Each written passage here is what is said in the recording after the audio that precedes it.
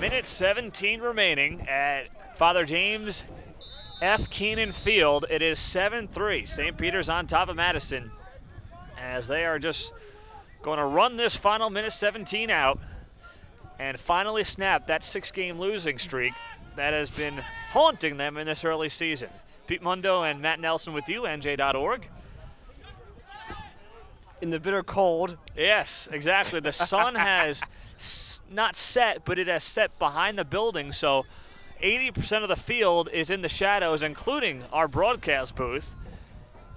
And a good Samaritan has lent Matt Nelson his jacket, which has really helped out this afternoon. That was the good news at intermission. The bad news was you lost one of your lenses on your glasses. Thankfully, I'm not too blind, so I see pretty well, but yeah, that was the bad news. My lens for your jacket. That was the trade-off. So a turnover.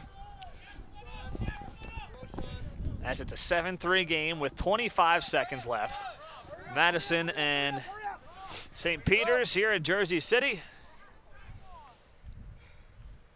And the ball squibs into the hand to Carlino, the goalie for St. Peter's.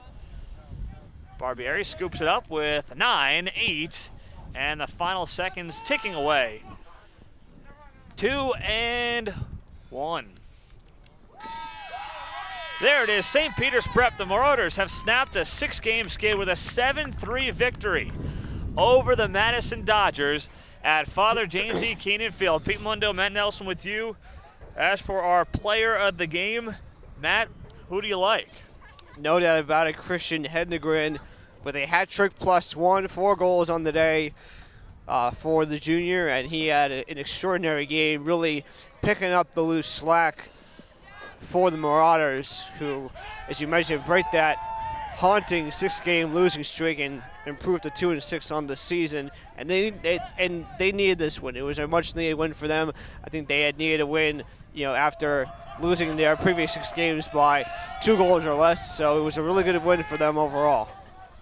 Yeah, absolutely. And on the other side for Madison, Vince Sapio, the junior, had all 3 goals for Madison today in the defeat. So St. Peter's has snapped that 6-game skid. They will play next, and it will be on Monday against Rumson.